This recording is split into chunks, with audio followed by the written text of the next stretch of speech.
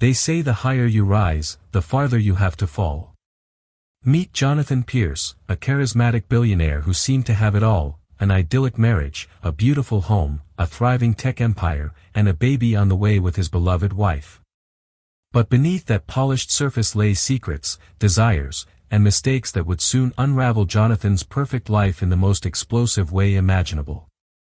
When Jonathan embarked on a luxurious vacation at the world-renowned Four Seasons resort in Bora Bora, he never expected the scandal that would follow. Prepare yourself for a roller coaster of passion, betrayal, and ultimate karma. Jonathan Pierce was, by all appearances, a man destined for greatness from a young age.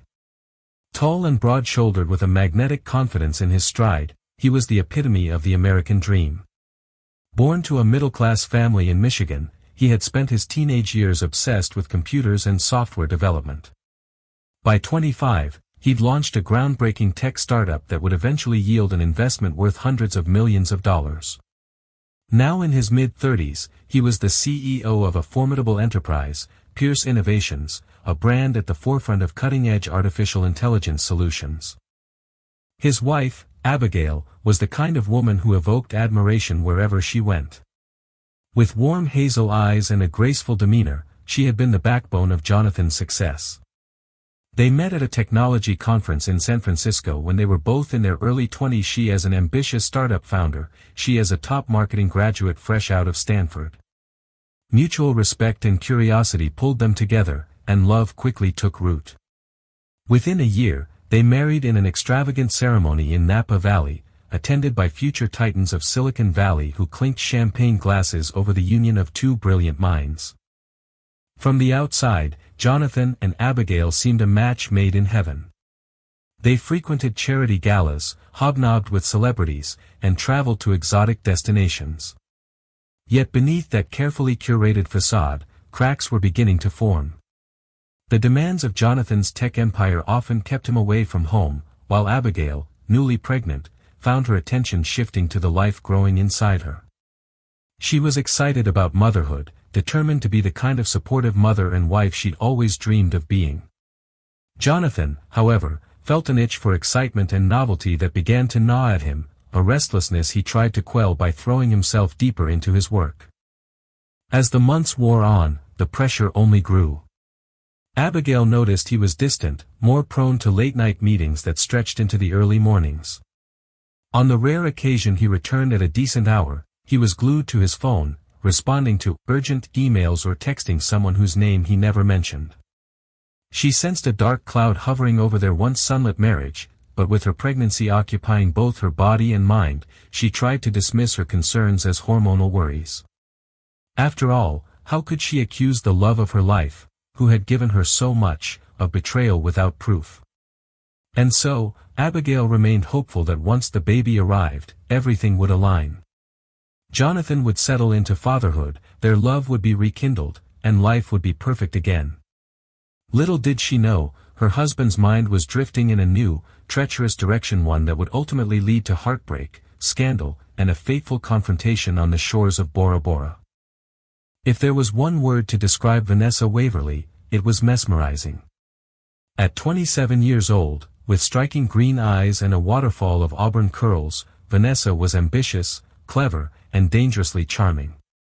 She worked in marketing at Pierce Innovations, a junior-level staffer who quickly caught Jonathan's eye during an internal product launch. Her confidence rivaled his own, and she knew precisely how to wield it. The attraction began innocently enough with after-hours brainstorming sessions. After all, Vanessa had a knack for marketing strategies, and Jonathan appreciated her fresh perspective. But soon, there were friendly dinners disguised as professional meetups to discuss upcoming campaigns. If anyone at the office suspected something more between them, they kept their thoughts to themselves. Vanessa had her own reasons for entertaining Jonathan's attentions. She'd grown up in a modest home, raised by a single mother who struggled to make ends meet. Vanessa's ambitions went beyond typical career goals. She wanted security, power, and influence. And if that meant charming the boss to expedite her ascent, so be it. It wasn't long before Jonathan found himself hooked by her allure and the excitement she offered. Their clandestine relationship was a heady mix of stolen kisses in quiet corners, late-night rendezvous at swanky hotel bars in downtown San Francisco, and whispered conversations about future dreams. Jonathan told himself it was simply an escape from the stress of running a multi-million-dollar corporation, a fling that wouldn't impact his marriage. He still loved Abigail, or so he believed, but he couldn't deny how alive he felt around Vanessa. She reminded him of the early days when he was building something from scratch, filled with adrenaline and hope. Now that he was already on top, he craved a fresh high. Vanessa, in turn, reveled in her ability to command a man of Jonathan's status. Their affair was a delicate dance, both participants fully aware of the potential fallout but too intoxicated by each other's presence to stop. One evening, after a charity fundraiser, Jonathan found himself alone with Vanessa in the back of a limousine. His phone chimed repeatedly with messages from his pregnant wife. But in that moment, as Vanessa leaned in close, he chose to ignore it. Desire won out over duty. He had no idea that this impulsive choice was the start of a downward spiral he would be powerless to halt. Abigail felt Jonathan slipping away more each day. He still came home, but his eyes were always miles off, and his affection felt forced. Once so adept at making her feel special through flowers, thoughtful texts, or spontaneous weekend getaways, he now barely noticed her new maternity dresses or the framed ultrasound photos in their living room. She tried to bridge the gap by planning date nights, but he would inevitably excuse himself, citing an urgent call or an email that simply couldn't wait. "What's going on with you?" she asked him one Thursday night. They were sitting across from each other at their dining room table, an elaborate dinner of grilled salmon and vegetables growing cold on their plates. She had spent hours preparing it, hoping the gesture would spark some warmth in him. "You're so far away. We're about to be parents. Shouldn't this be a joyful time?" Jonathan ran a hand through his dark hair, choosing his words carefully. "The company is hitting a really critical stage right now," he said, forcing a tight smile. "We're about to launch a new product, and everything else has to take a back seat until we get it right." She wanted to protest, to remind him that nothing should take precedence over their marriage and impending parenthood. But all she managed was a nod, her heart sinking. Perhaps he truly was overwhelmed with work. She resolved to give him the benefit of the doubt, convinced she would see a change once their baby arrived. But the next week proved even worse. Jonathan left for the office earlier, returned later, and took personal calls in hushed tones, usually stepping out of the room when his phone buzzed. In the deeper recesses of her mind, Abigail had begun to suspect an affair, though she still hoped she was wrong. Fate, however, seemed to be orchestrating an entirely different outcome, one that would force her to face the truth, no matter how painful. Unbeknownst to Abigail, Jonathan and Vanessa had concocted a plan to slip away for a luxurious trip. Vanessa had long talked about her dream vacation to Bora Bora, a paradise in French Polynesia famous for its turquoise lagoons and overwater bungalows. When Jonathan casually mentioned he had an upcoming business retreat scheduled abroad, she seized the moment. "Don't you think it's about time you enjoyed yourself?" she teased, her fingers trailing over the collar of his crisp shirt. They were in his private office after a late meeting, the blinds drawn. "You work so hard. We could escape for a few days and come back with a renewed spark." He hesitated. Even for a man as enamored as he was, running off with his mistress while his wife was several months pregnant felt dangerously reckless. But as always, Vanessa knew what strings to pull. She reminded him how important it was for a visionary like him to stay inspired. She insisted that with a new product launch imminent, this trip could actually be beneficial. He could brainstorm more effectively away from the constraints of his everyday environment. Thus, a cunning story was born. Jonathan informed Abigail that he needed to attend an urgent, high-level conference abroad regarding AI technology partnerships.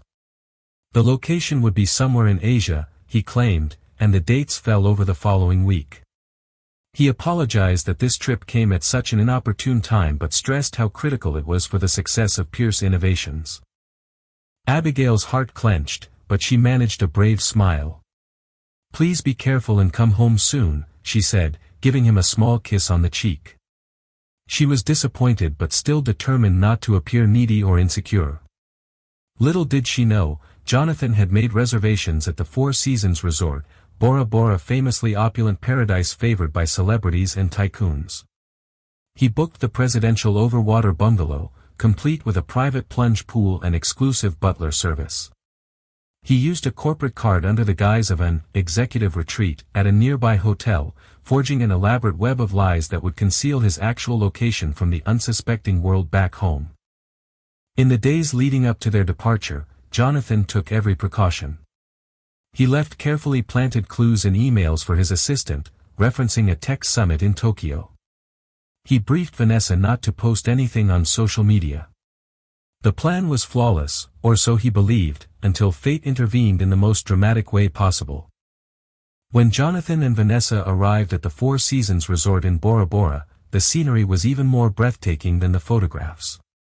The lagoon shimmered with blues and greens so vivid they seemed unreal, and every breeze carried the scent of tropical blooms. Palms swayed gently in the sunlit sky as staff members greeted them with flowers and fresh coconut water. Vanessa's eyes sparkled with triumph. She had finally arrived in the lap of luxury, arm in arm with a billionaire who was eager to indulge her every whim. Their bungalow was an architectural marvel perched above the crystal lagoon.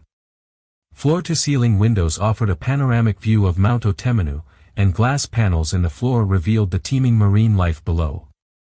A private deck stretched out over the lagoon, complete with plush lounge chairs for sunbathing and a small infinity pool that seemed to merge with the sea.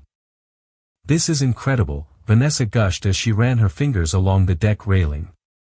"I feel like I'm living in a dream." Jonathan grinned, slipping behind her to wrap his arms around her waist. "We both are," he murmured, pressing a kiss to her shoulder. His guilt flared for a moment. He pictured Abigail at home, pregnant and alone, but he managed to suppress it. He had come too far to turn back now. The next days were a whirl of extravagance. They snorkeled among coral reefs, dined on fresh seafood and French pastries, and indulged in couples massages at the resort spa. At times, Jonathan couldn't help but wonder if he was courting disaster. He was a high-profile CEO in a place where celebrities and influential figures often congregated. If someone recognized him, he'd have a lot of explaining to do. Yet, the lure of Vanessa and the mesmerizing backdrop of Bora Bora compelled him to cast aside reason. He was living for the moment, convinced he could maintain this illusion just a little bit longer. Back in California, Abigail was restless. Something about Jonathan's trip didn't sit right with her. She tried calling him several times, but the reception was poor, and when he did pick up, the connection was muffled. His explanations were vague. He told her the conference was in multiple cities, that schedules kept changing at the last minute, and that his accommodations were very minimal. "You know how these tech events can be," he joked unconvincingly. But Abigail grew more suspicious with each passing day. She confided in her close friend, Mia, about her worries. Mia, more outspoken and daring than Abigail, immediately demanded more details. "How sure are you that he's really in Asia?" Mia asked, arching an eyebrow. "And are you positive he's alone?" Abigail's instincts lurched, but she tried to remain composed. I don't know. I keep telling myself he wouldn't do something like that, but his behavior for the past few months has been so strange. And now this conference, these half-baked explanations." Mia placed a comforting hand on her friend's shoulder. "You have every right to be concerned. Look, know a guy who does professional private investigations, mostly for corporate fraud, but maybe he can help discreetly check out where Jonathan actually is." Abigail hesitated. She didn't want to blow up her marriage over what might still be a misunderstanding. Yet, the pang of betrayal she felt growing inside her became harder to ignore each time she tried to call him and he was unavailable. After a restless night, she agreed to let Mia contact the investigator. She reasoned that if she discovered the truth, whatever it was, she could act decisively. As her father always said, better to face the truth than to live a lie. Mia wasted no time contacting a private investigator named James Caldwell. He'd previously assisted a mutual acquaintance in tracking down a scammer who had defrauded a small company. James was known for his competence and discretion. When Mia explained the situation, James listened thoughtfully. "I can't guarantee anything, but let me see what I can dig up," he said. "I'll check flight records, credit card transactions, anything that can be found through legal channels. If your friend's husband is using a company card or a personal card, there might be traces in the system." Abigail handed over what little information she had, including references to Jonathan's alleged tech summit in Tokyo. She felt equal parts ashamed and desperate, ashamed for doubting her husband, yet desperate for answers. Meanwhile, across the ocean, Jonathan and Vanessa lounged by the lagoon, sipping cocktails. He glanced at his phone, noticing a flurry of missed calls from Mia and a text from Abigail, "Hope you're well. I miss you. We need to talk soon." He quickly texted back, "Everything's fine. We'll call you later tonight. Love you." Vanessa rolled her eyes, setting her drink down on the glass table. "Are you really going to keep that up the entire time we're here?" Jonathan shrugged, feeling defensive. "What else am I supposed to do? She's my wife, and I don't need her prying. The less suspicious I seem, the better." Vanessa offered a languid smile, trailing her fingertips through the shallow water. "Suit yourself, but don't let it ruin our time, okay?" He forced a grin and leaned back, eyes drifting to the horizon. Guilt still gnawed at him, but he was already in too deep. The best he could do was try to keep the dam from bursting. But back in California, the dam was already cracking. Within 48 hours, James Caldwell discovered that Jonathan's company card had been charged for a large sum at the Four Seasons Resort in Bora Bora. It wasn't unusual for executives to hold corporate retreats in exotic locations. What was unusual was that Pierce Innovations had no official record of a meeting, the Reno official partner invitations, no employee memos about an event in Bora Bora. When James relayed his findings, Abigail's heart hammered. She stared at the evidence in disbelief. Bora Bora. Why on earth would Jonathan hide that from her, unless she felt a wave of nausea, a mixture of heartbreak and fury roiling within her pregnant body? Tears pricked her eyes, but she refused to let them fall. She thanked James and hung up the phone. It was time for her to take matters into her own hands. Abigail had always been cautious by nature, but something about this betrayal propelled her into action with uncharacteristic boldness. She booked the earliest flight to Bora Bora, determined to confront her husband face to face. Mia, ever the loyal friend, insisted on accompanying her. "You shouldn't be traveling alone while pregnant," Mia reasoned, "especially if you're heading into what could be an explosive confrontation." Abigail felt her heart pound as she stepped off the plane and into the humid, floral-scented air of French Polynesia. She was greeted by azure waters that seemed to invite tourists into a lush, carefree paradise. But for Abigail, this was not a vacation. It was a desperate mission to salvage or terminate the life she thought she knew. The moment she arrived at the Four Seasons Resort, heart in her throat, she discreetly scanned the premises. It was just past noon, and guests were milling about in bright swimsuits and sun hats. Abigail felt out of place in her modest maternity dress and tension-filled posture.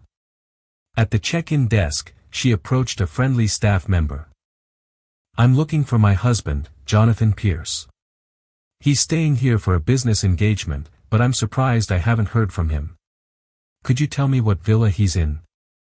The receptionist typed on her computer, a courteous smile never leaving her face. "Ah, yes, Mr. Pierce. He is in our presidential overwater bungalow. Shall I inform him you've arrived?" Her throat tightened as she forced a smile. "No need. I'd like to surprise him. Just give me the directions, please." Once Abigail had the details, she took a deep breath. Mia squeezed her hand in silent support. "I'll stay back," Mia whispered. "But I'll be close by if you need me. You got this." Each step down the wooden walkway leading to the private overwater bungalows felt like an eternity. The lagoon sparkled deceptively beneath her feet. She wondered how Jonathan would react if he'd try to lie his way out, if he'd turn defensive, or if he'd immediately crumble with remorse. She didn't know which was worse. At last, she reached the final bungalow, an enormous structure perched above the water. Pushing aside her pounding heart, Abigail turned the handle on the door, which, shockingly, was unlocked. She stepped inside quietly, hearing soft laughter and the clinking of glass. Beyond the spacious living area, the glass doors overlooking the lagoon were open, and she saw her husband, Jonathan, standing on the deck in a bathing suit, his arm around a woman whose features were partly obscured by the bright sunlight. The moment froze in her mind. The woman's laugh carried on the breeze, light, carefree, intimately familiar with the man at her side. At first, they didn't see her, lost in their own world. Then Vanessa turned her head slightly and spotted Abigail's figure. Vanessa's laughter died abruptly. Jonathan looked over his shoulder, confusion and horror sweeping across his face as he recognized the shape of his pregnant wife in the doorway. He stiffened instinctively, pulling away from Vanessa, but it was too late. The damning image was already burned into Abigail's memory. "Abby," he croaked, stepping forward in disbelief. "What are you doing here?" Abigail stood rooted to the spot, tears pooling in her eyes, though her voice was steady. "What am I doing here? You tell me, Jonathan. I thought you were at a tech summit in Tokyo." Vanessa said nothing, hastily wrapping a sarong around her waist. She backed away, looking to Jonathan for guidance. He, in turn, stumbled over his words, clearly caught off guard. "I can explain," he said lamely. This isn't what it looks like." Abigail let out a bitter laugh that contrasted sharply with the gentle lapping of waves against the bungalow. "It's exactly what it looks like.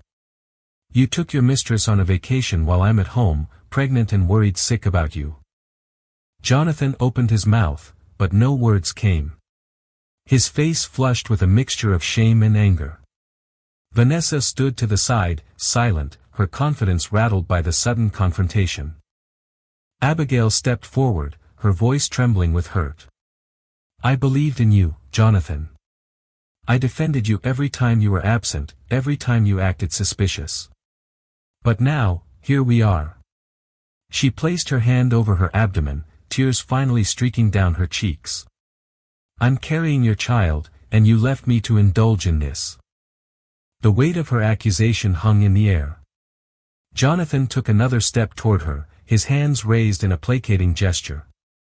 "Abby, please, let's talk about this in private." Vanessa, perhaps sensing she was intruding, slipped into the bedroom. Jonathan motioned to follow her but then halted, clearly torn. "Go ahead," Abigail said with a cold, hollow voice.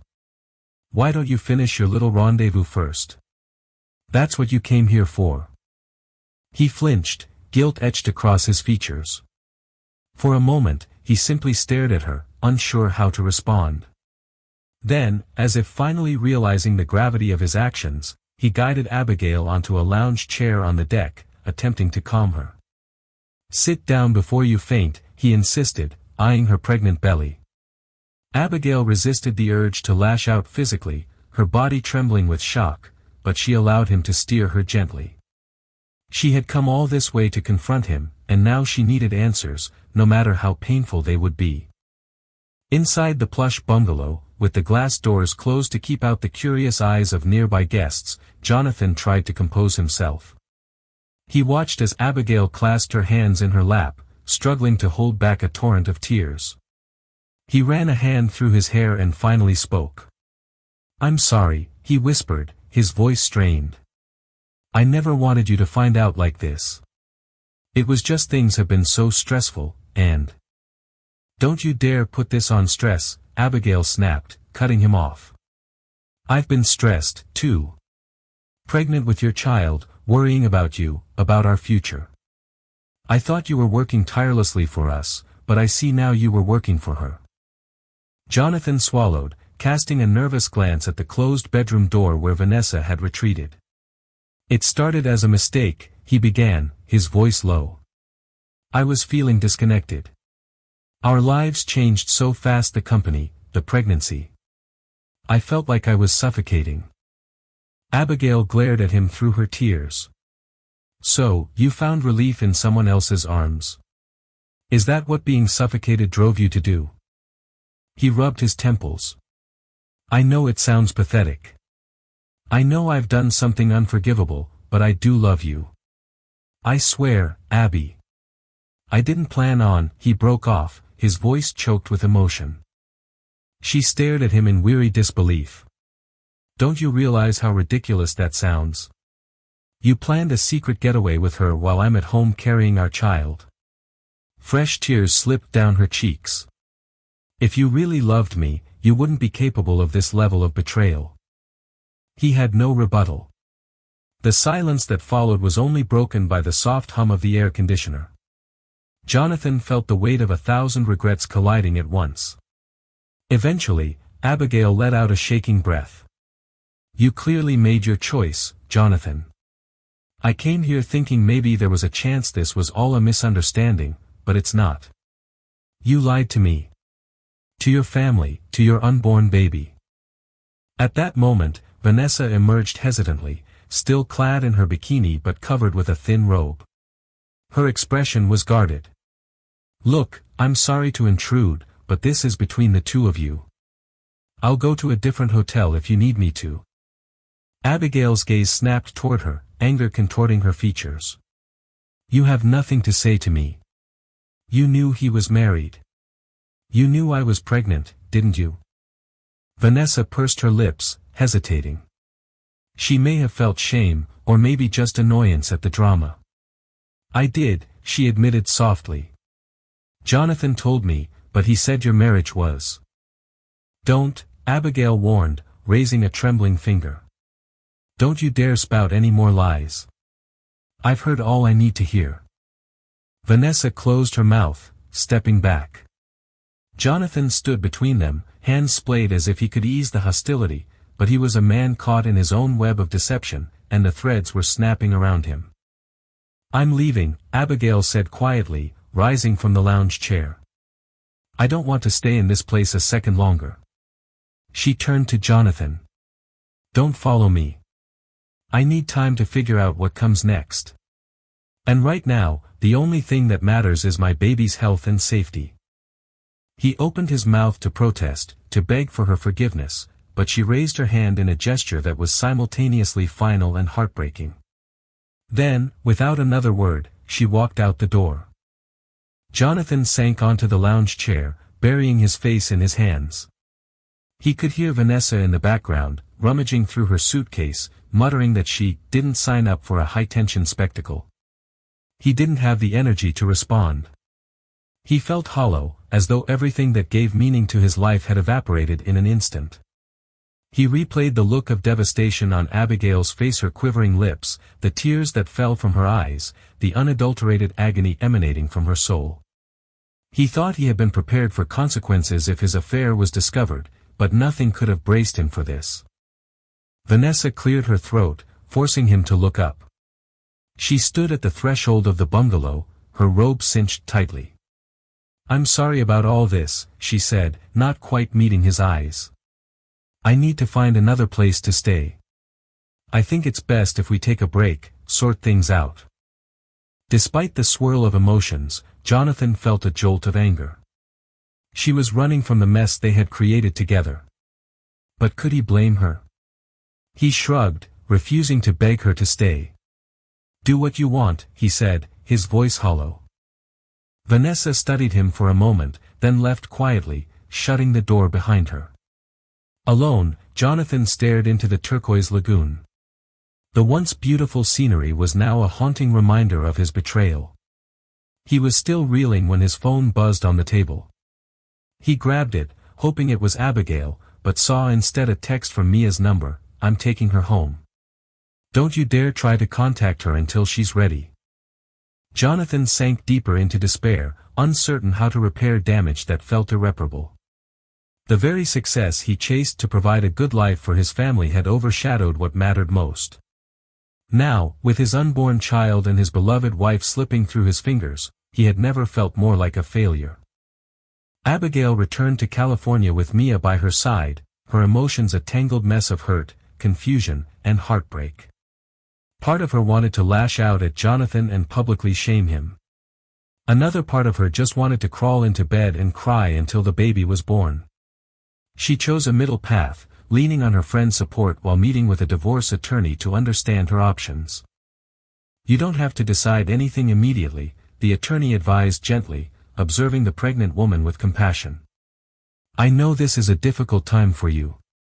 If you wish, we can file for a legal separation first. That will give you financial and legal safeguards while you sort out your next steps."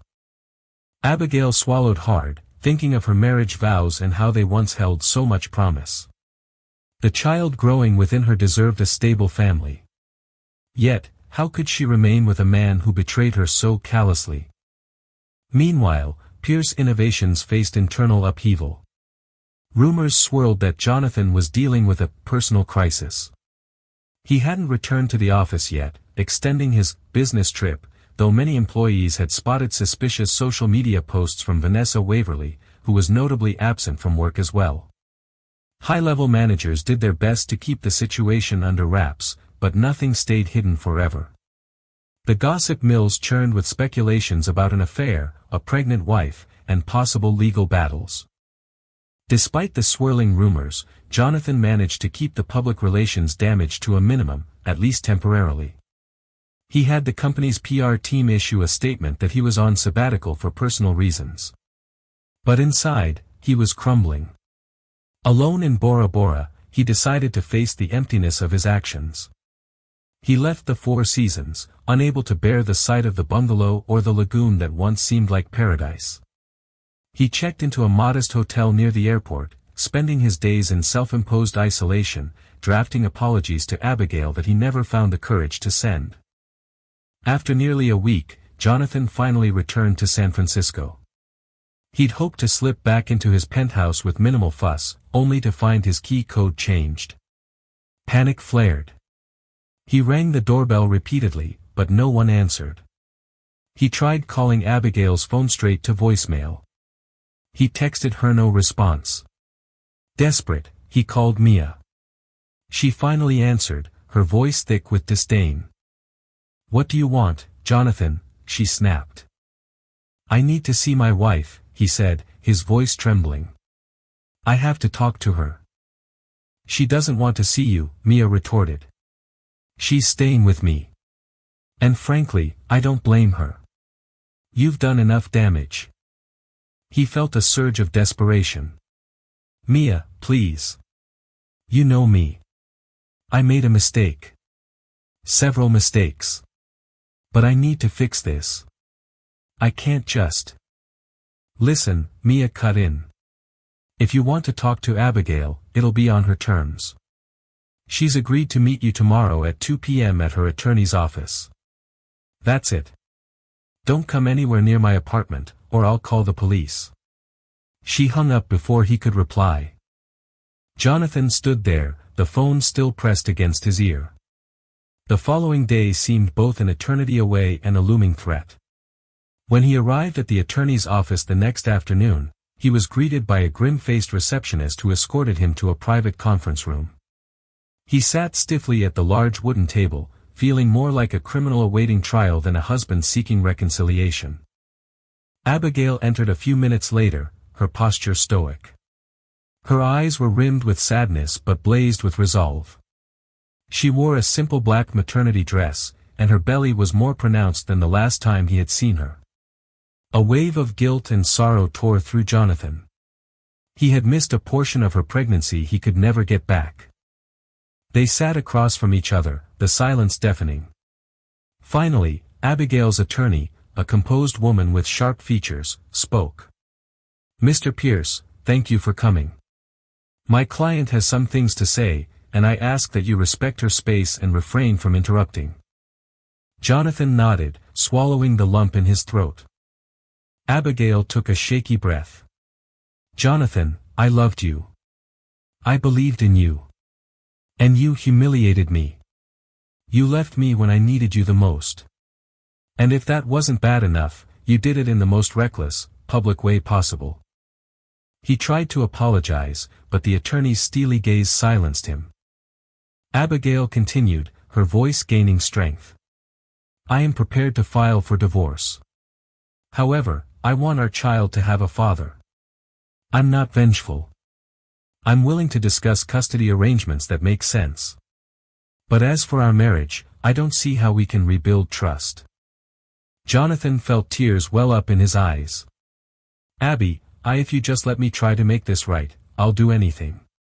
Counseling, therapy, stepping back from work. Anything. She looked at him, tears brimming, but her face was resolute. You say that now, but I'm not sure I can ever believe you again. I don't want to make any rash decisions for the sake of our child. So, for now, I agree with the idea of a separation. I need time to heal, and you need time to figure out what you truly want. Her attorney slid a folder across the table. This outlines a legal separation agreement, she explained. It has standard no cohabitation guidelines, provisions for financial support, and an interim custody plan once the baby is born. You can review it with your counsel, or if you wish to sign now, we can proceed. Jonathan felt hollow as he scanned the document. Everything looked so cold, so final. Yet he knew he had created this situation with his own actions. There was no escaping accountability. In a shaky voice, he said, I'll have my lawyer look it over, but I'm not going to contest anything. I just want what's best for Abigail and the baby. Abigail nodded, tears finally spilling down her cheeks. Let's finalize it. We'll see how things go from there. In the weeks that followed, Jonathan found himself grappling with the reality of his shattered life. Abigail stayed true to her word. She maintained minimal contact except for necessary updates about her pregnancy, usually funneled through her attorney or Mia. He moved into a luxury condo downtown, spacious and upscale, but empty of the warmth he once took for granted. At work, he struggled to regain his footing. Vanessa had handed in her resignation. Word spread that she'd accepted a lucrative position elsewhere, no doubt leveraging her brush with high-level connections to her advantage. The rumor mill continued to churn, tarnishing Jonathan's once stellar reputation. Board members who had admired him began to distance themselves, wary of entrusting a man whose personal life bled chaos into the brand's image. Stocks in Pierce Innovations wavered, more from uncertainty about leadership than the affair itself. But it all compounded Jonathan's stress. Through this storm, Jonathan experienced a profound shift in perspective. He sought therapy for the first time in his life, unraveling the deep-seated insecurities and ego-driven impulses that had led him astray. He discovered a well of regret that seemed endless. Even so, a flicker of hope survived within him, the hope that one day he could make amends and be a father his child could be proud of. Months slipped by. Abigail's due date approached. Jonathan, clinging to the slender thread of communication they maintained, transferred funds for all medical expenses, ensuring she had the best care possible. He refrained from harassing her with calls or texts, but he never stopped thinking about her. Finally, the call came late one night. He was in his condo reviewing a proposal when his phone lit up with Mia's name. His heart leaped to his throat. He knew instantly what it meant. Abigail's gone into labor, Mia informed him. Her tone was clipped but not hostile. She's at St. Mary's Hospital, room 220. You should come. Just keep your distance until she says otherwise. He thanked her and drove through the night, adrenaline pumping with every mile. Upon arriving, he found Abigail already in active labor. She was pale and drenched in sweat, but a determined fire lit her eyes. Mia stood by her side, offering water and emotional support. Abigail looked up and saw Jonathan standing in the doorway, uncertain and anxious. For the first time in months, a softness crept into her gaze. She gave a slight nod, inviting him to come closer. The birth was a whirlwind of pain, tears, and eventually, overwhelming relief as their baby boy, Samuel James Pierce, entered the world with a loud, indignant cry. Jonathan's heart soared the moment he saw his son. All the mistakes, lies, and regrets momentarily faded in the intense light of new life. Tears streamed down Jonathan's face as he gently cradled the tiny infant. He whispered, "I'm so sorry," over and over, the words directed at both the baby and the exhausted mother who had brought him into the world. Abigail, tears of her own glistening, reached out to touch his hand. They remained like that for a tender moment, united by love for their newborn child, even if their relationship remained strained and fragile. For a brief time, Jonathan allowed himself to believe that Samuel's birth might mend what was broken. But reality set in the day Abigail was released from the hospital. She asked Jonathan to drop them off at her mother's home in Palo Alto, where she planned to recuperate. He drove them there quietly, mindful of every bump in the road so as not to disturb the sleeping infant in the back seat. When they arrived, Abigail turned to him, her expression resolute yet kind. "Thank you for coming," she said quietly. "For being there when he was born. That was important to me." He swallowed the lump in his throat. "Abby, do you think maybe we could try counseling now that Samuel is here?" "Maybe," she offered a sad smile. "I'm not ready for that yet. I appreciate how supportive you've been these past few days, but I need more time. We'll figure out custody and visitation through the agreement we signed. Let's focus on giving our son the best life possible." Jonathan nodded, tears threatening to spill. "I love you both." She looked away, sadness draping her features. "I know. That's why this is so hard." With those words, she gently picked up Samuel's carrier and headed into her mother's house. Jonathan stood on the driveway, feeling an ache in his chest that no amount of money or success could heal. In the following weeks, Jonathan tried to immerse himself in fatherhood. Abigail allowed him to visit regularly on a schedule they agreed upon. He marveled at Samuel's tiny hands and the way the baby would grip his finger. Each time he held his son, he vowed to do better, to be better. Yet, his personal penance extended beyond heartbreak. The board at Pierce Innovations had decided to vote on whether he should remain CEO. Many feared his scandal had tarnished the brand's credibility. On the day of the critical vote, Jonathan had barely slept. He dragged himself to the board meeting, facing a panel of stern faces. While some directors acknowledged his contributions to the company's success, others pointed out that public trust and corporate integrity were paramount. Ultimately, they voted to replace him with his longtime CFO, at least temporarily. Jonathan was urged to take an indefinite leave of absence. It was a crushing blow, but deep down, he accepted it as the karmic consequence of his actions. He had built a life on ambition only to lose sight of the values that truly mattered. Seasons changed, and each day, Jonathan took steps toward redemption. He attended therapy sessions regularly, working through childhood fears and confronting his inflated ego. He made quiet charitable donations to women's shelters and family support organizations, hoping to atone for his betrayal of Abigail. He never publicly advertised these gestures, fearful of appearing insincere. Instead, he focused on the small yet significant changes in his day-to-day life, being punctual, consistent, and genuinely present for the moments he spent with Samuel. Abigail, meanwhile, was gradually healing.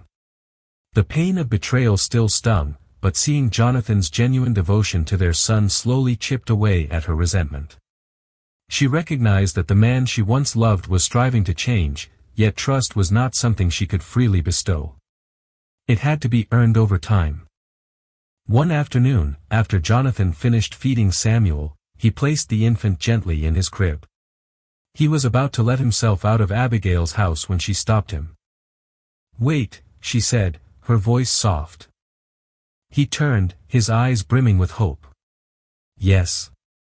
She hesitated, wringing her hands. "My mom's been watching Sam a lot. I was going to take him out for a stroller walk by the lake tomorrow.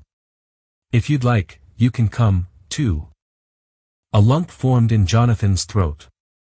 It was a simple invitation, but it felt monumental. "I'd love to," he managed, forcing a smile. She nodded. Okay, then. Come by around 10. The next day, they strolled around a peaceful lakeside path, the soft sunlight filtering through the trees. Abigail remained cautious, but for the first time since the betrayal, a glimmer of civility and perhaps a seed of compassion emerged between them.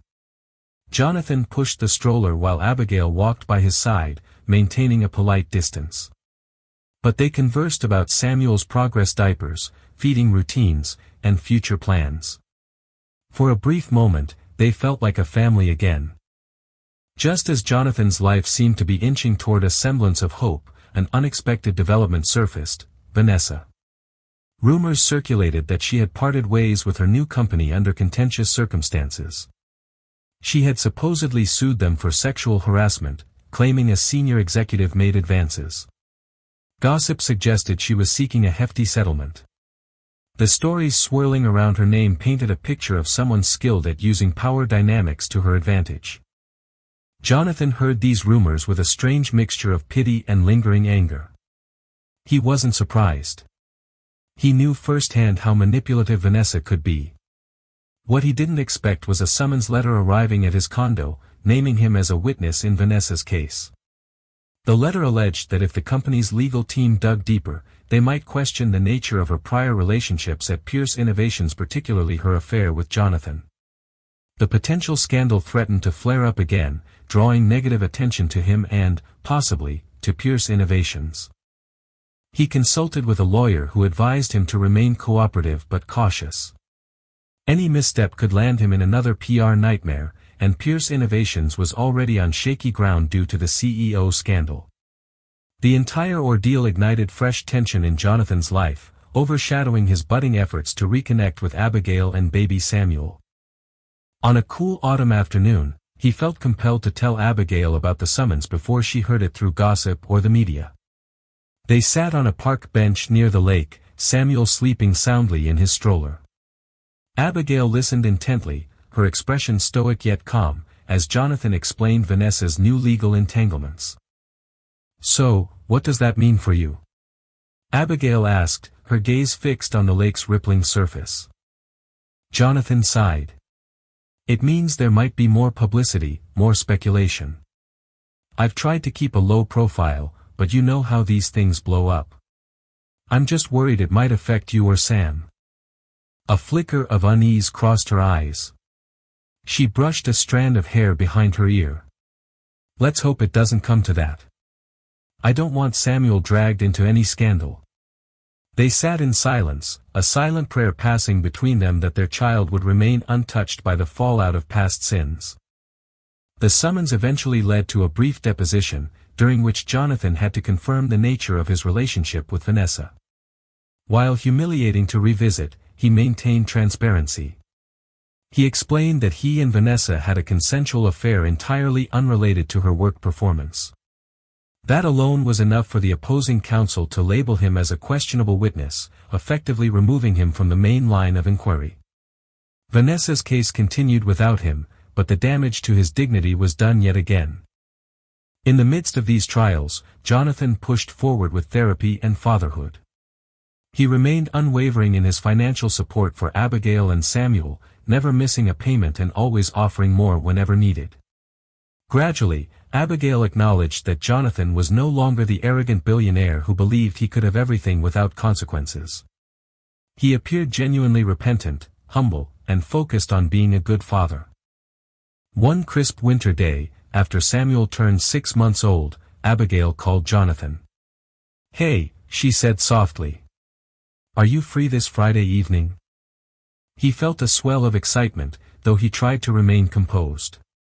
"Yes, absolutely. Is everything okay?" "Sam's with my mom for the night," she replied. "I was thinking maybe we could talk just the two of us. Over dinner, perhaps." His heart soared. "That sounds great, Abby." Friday arrived, and Jonathan nervously dressed in a neat collared shirt and slacks. When he picked Abigail up, he was struck by her elegance. She wore a simple navy blue dress, her hair loose around her shoulders. For the first time in ages, she looked less burdened by grief. They dined at a cozy Italian restaurant in Palo Alto, exchanging polite conversation at first. Gradually, they ventured into deeper topics, her struggles as a single parent, his progress in therapy, and the unimaginable weight of the mistakes that brought them here. By the time they shared dessert, Abigail took a careful breath. "I still hurt," she began, her voice tinged with vulnerability. "There are days I feel like I can't forget what you did. But seeing you step up for Samuel, being consistent, supportive, and most importantly, honest, it's made me wonder if there's a chance for us." Jonathan reached across the table and gently covered her hand with his. "Abby, I will spend the rest of my life making this right if you give me the chance." Tears glistened in her eyes.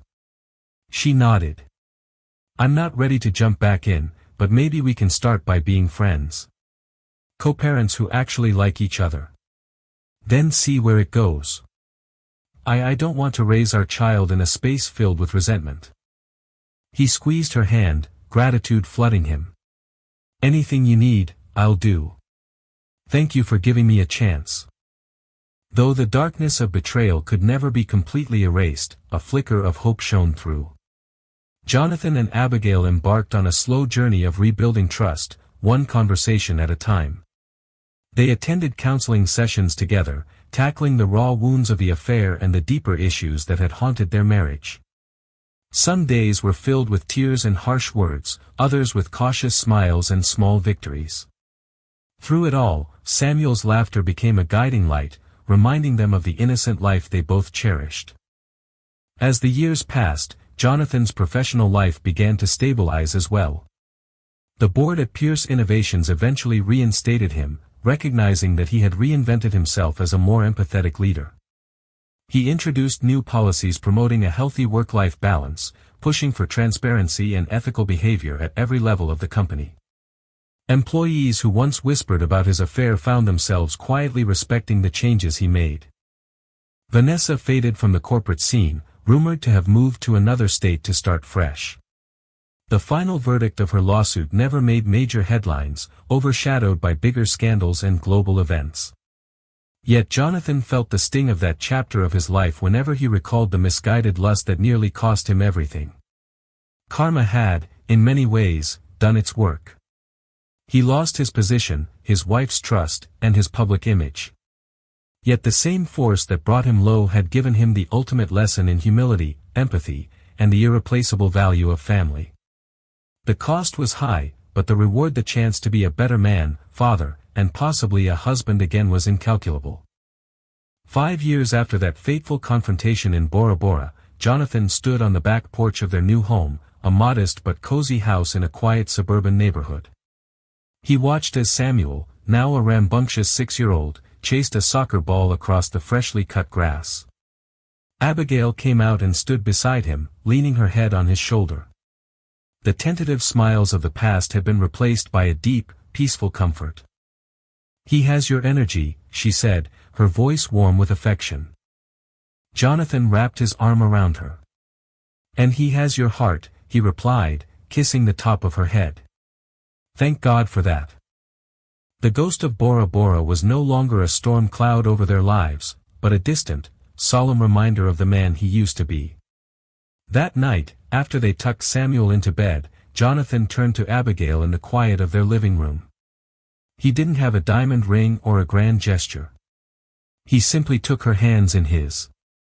"Abigail," he said, his voice thick with emotion. "I know our first marriage ended in pieces. But we've built something new from the rubble. Something stronger. Something real. I love you more today than I ever thought possible. Will you do me the honor of marrying me again?" Tears streamed down Abigail's face, but this time, they were tears of pure joy. She threw her arms around his neck. "Yes," she whispered. 1,000 times, yes. Their relationship was no longer a work in progress, it was a masterpiece of forgiveness, rebuilt on a foundation of unshakable love and respect. True wealth, Jonathan finally understood, wasn't measured in billions of dollars or luxurious trips, but in the warmth of home, the laughter of a child, and the tender hand of a partner who had every reason to give up on him but chose instead to believe in second chances. And there you have Ida's story of twists, heartbreak, and ultimate redemption. Jonathan Pierce might have seemed like he had it all: money, luxury, and irresistible charm. But as he learned, life's most profound lessons often come crashing down the hardest when we lose sight of what truly matters.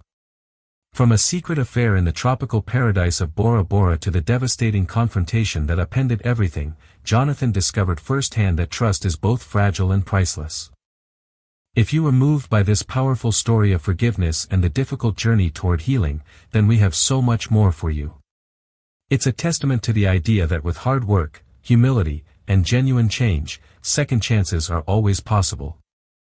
If you enjoyed this dramatic tale and want more stories packed with emotion and life lessons, don't forget to hit that like button, share this video with someone who would appreciate it, and most importantly, subscribe to our channel and ring the notification bell.